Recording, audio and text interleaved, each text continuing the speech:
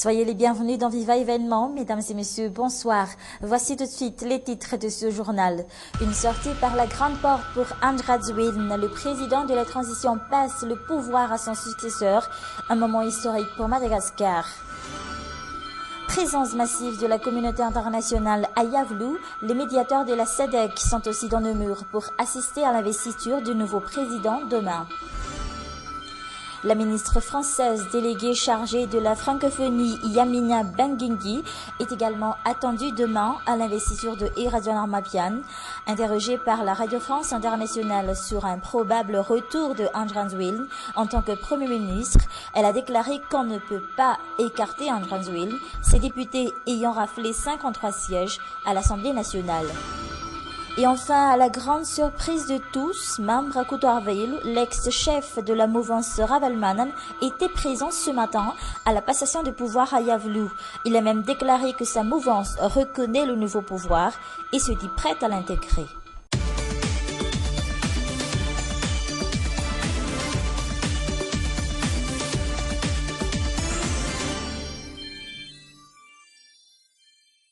La cérémonie de passation de pouvoir a donc duré plus d'une heure ce matin. Les deux présidents ont discuté en privé pendant quelques minutes après la cérémonie. Faut-il rappeler qu'une passation de pouvoir de ce genre est encore chose nouvelle pour les Malgaches, des images rares qui feront désormais partie de l'histoire de Madagascar. Retour en images sur cette cérémonie chargée d'émotions avec Mamba Okafechanian et Nzara Ndiansour.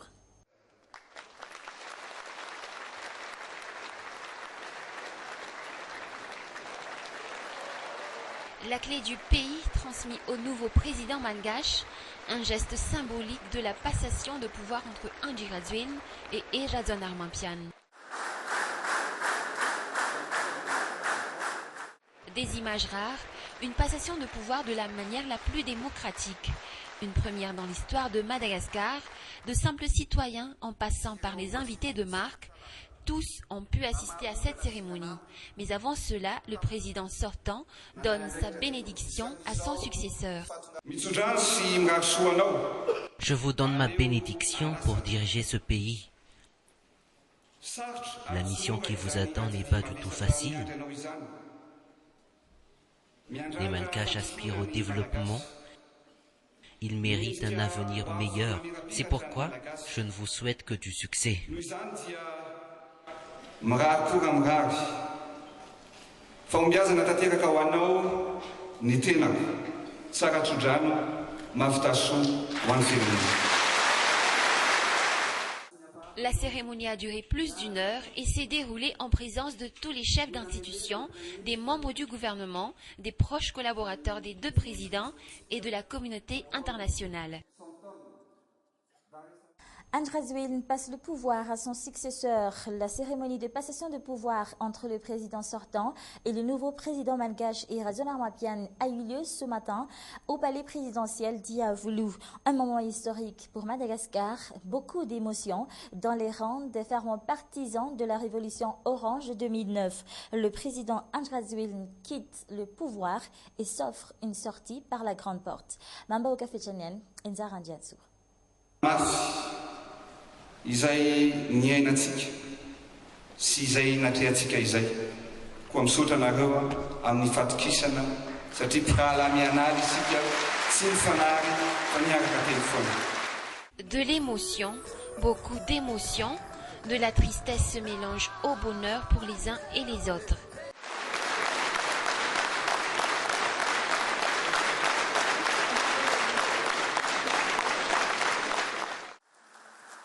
Des applaudissements à non plus finir, le président Andry Rajoelina reçoit tous les honneurs, c'est le moment des remerciements. Raha tsy misy ny fitokisana sy ny faharetana ary indrindra ny fanohananao vahoaka malagasy. Sans la confiance et la patience, mais surtout le soutien du peuple malgache, avons-nous pu mener à terme cette transition? C'est pourquoi je me tourne vers vous aujourd'hui et je vous en remercie. Car votre patience et votre confiance en moi, ce sont des cadeaux précieux que vous m'avez offerts. Merci. No fanomezana lehibe indrindra sy tena mavesa-danja nomeno ao ahy tamin'ny fiainako. Msote, makasitake, makatelle. Sa famille, son épouse et ses 3 enfants, ceux-là qui ont subi avec lui les tourments de la transition. Je tiens à remercier plus particulièrement, car elle a été toujours là dans les moments difficiles et les moments de bonheur.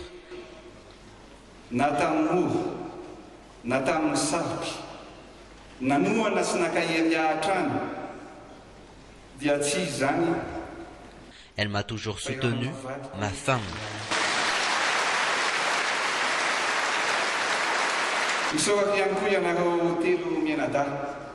Je remercie également mes 3 enfants, Arena, Iluntsu et Anjial. Je vous remercie de tout mon cœur, car je sais que vous avez vécu des moments difficiles durant la transition.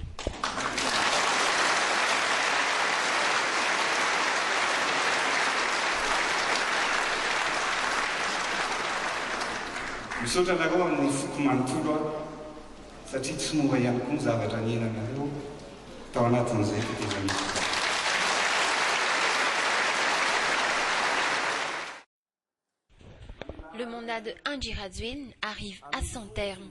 Le chemin n'a pas été facile, les épreuves se sont succédées, épreuves qui, selon lui a appris l'amour de la patrie.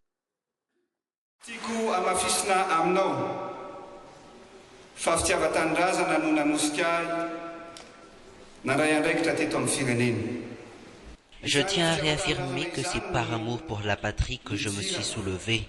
C'est avec ce patriotisme que je suis entré dans ce palais, et c'est toujours avec ce sentiment de patriotisme qui m'anime si je vais quitter aujourd'hui ce palais.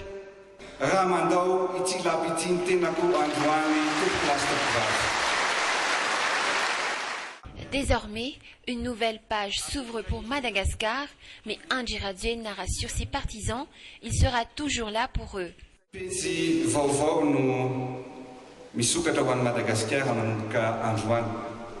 Une nouvelle page s'ouvre pour Madagascar. Je vais quitter mon poste de président de la transition. Je ne serai plus dans ce palais, je n'aurai plus la même fonction, car je redeviendrai un simple citoyen à partir de demain. Mais souvenez-vous, mes très chers amis, très chers compatriotes, où que je sois, je ne serai pas loin de vous. Ne craignez rien, je défendrai la lutte et les principes qui nous ont réunis. Sahovy anefa ry namako, ry vahoaka malagasy, ianareo mpiara-miasa rehetra. Fa na aiza misy aho, dia tsy hanalavitra anao mihitsy aho, ry namako, ry vahoaka malagasy namako.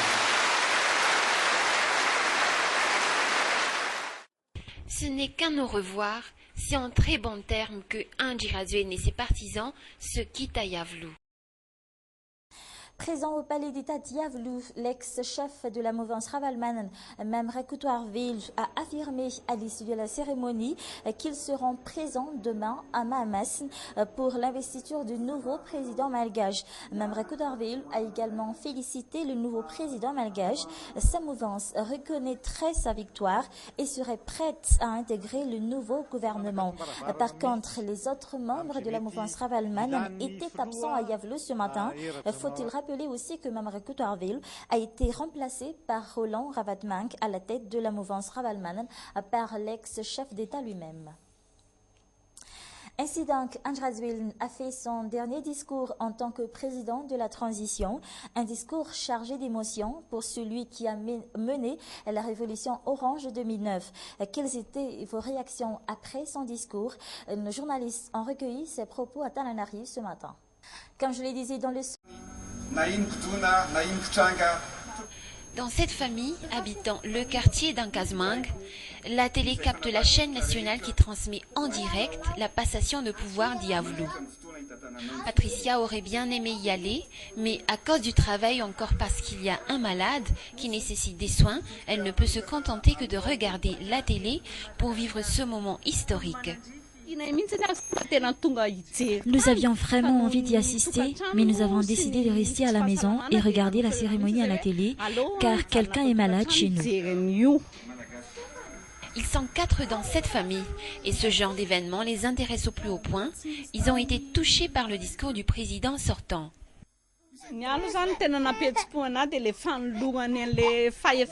Ce qui m'a vraiment touchée, c'est de le voir transmettre le pouvoir à son successeur par amour. C'est évident qu'il l'a fait par amour pour le peuple malgache, sans distinction. Son discours était très émouvant, surtout lorsqu'il s'est adressé au peuple malgache et à sa famille, en se remémorant des moments difficiles qu'ils ont subis au cours de son mandat.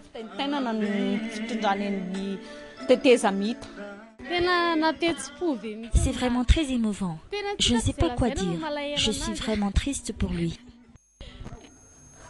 C'est avec émotion qu'ils suivent en direct la cérémonie d'Iavlou. Apparemment, cette mère de famille est très au courant des actualités politiques.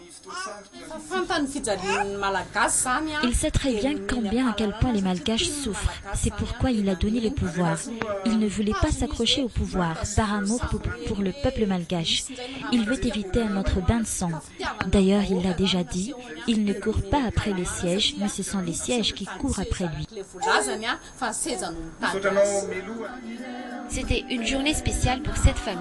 Pendant plus d'une heure, ils ont laissé de côté les tâches ménagères pour ne rien perdre de cette cérémonie transmise par la télévision nationale.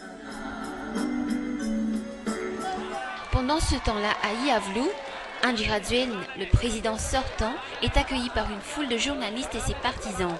Il est sur le point de quitter, avec sa famille, le palais présidentiel. Quand tout d'un coup, dans un élan d'émotion, ses partisans entonnent Inla Lanin, la chanson emblématique de la révolution orange de 2009.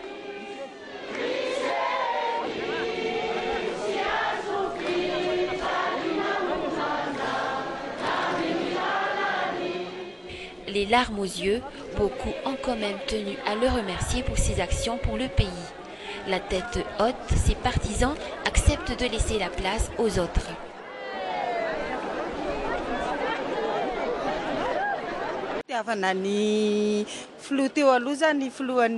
Andry Rajoelina a passé le pouvoir à Razonarmapian. Pour nous, c'est un homme courageux. Il a achevé sa mission. Il a passé le pouvoir d'une manière démocratique. C'est pour cela que nous sommes ici. Nous sommes très contents.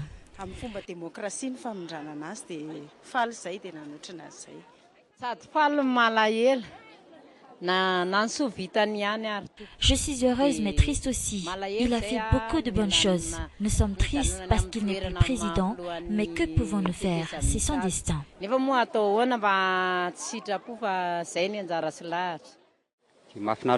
C'était vraiment merveilleux car celui qui a passé le pouvoir est un homme très simple. Le président sortant, acclamé, Andry Rajoelina et sa famille quittent le palais d'État sous les yeux de ses partisans. Comme il l'a dit quelques instants plus tôt, il est maintenant un simple citoyen qui conduit sa propre voiture.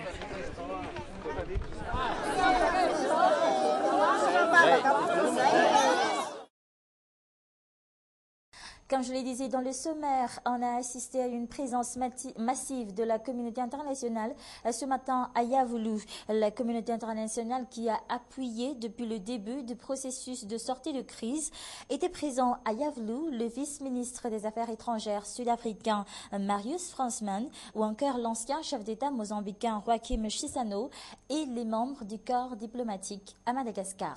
Reportage.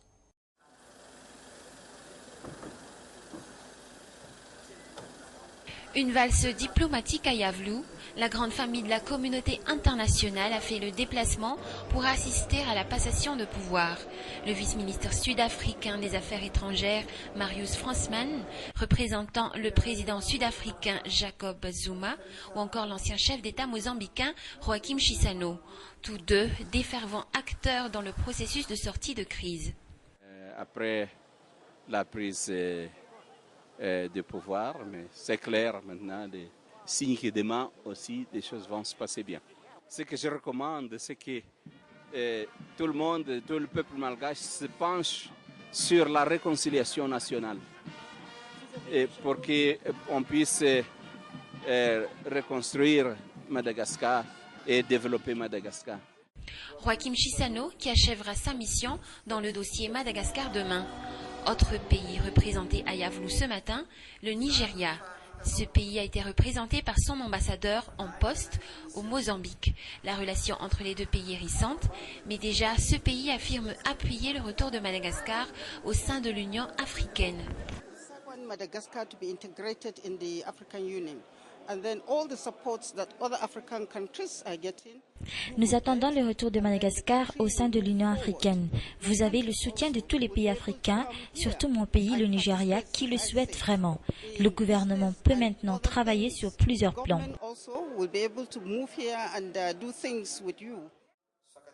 L'Algérie, longtemps amie de Madagascar, affiche déjà sa volonté de reprendre les coopérations entre les deux pays. Je pense que les financements vont suivre.